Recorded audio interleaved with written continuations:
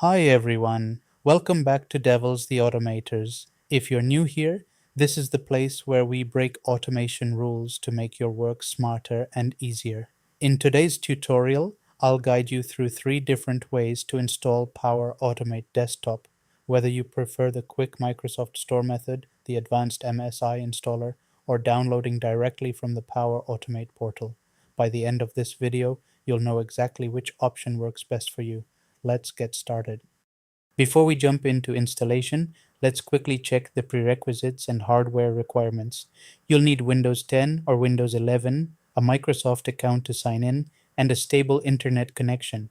If you're using the MSI installer, you'll also need administrator rights.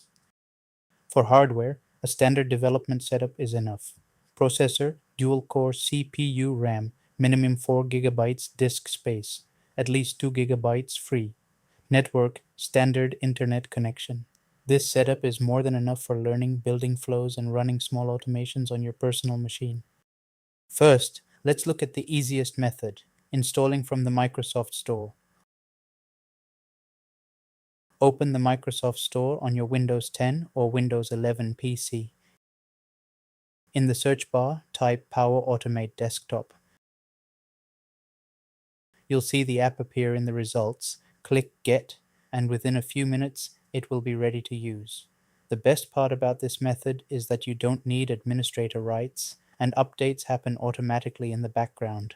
This makes it perfect for beginners or anyone who wants a quick setup. Now let's move on to the advanced method, installing via the MSI installer, which is now available directly from the Power Automate portal. Here's how. Go to make.powerautomate.com, sign in with your Microsoft account. Since I already logged in, it redirected to homepage directly. Click on My Flows in the left sidebar. In the top right corner, click Install, select Download, Power Automate Desktop, wait until download's completed, run the installer and follow the setup wizard.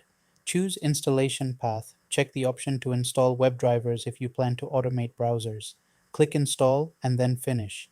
This method requires administrator rights, but it gives you extra features like machine runtime, which is useful for enterprise scenarios and unattended automation. Plus, you'll always get the latest version directly from Microsoft. So, there you have it. 2 different ways to install Power Automate Desktop, the Microsoft Store for quick installs, and the MSI/portal method for advanced setups. Remember, installing correctly is the first step to unlocking the full power of automation.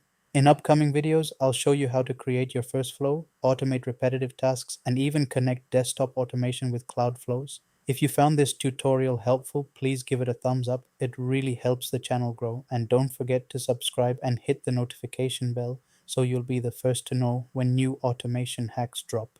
Finally, I'd love to hear from you.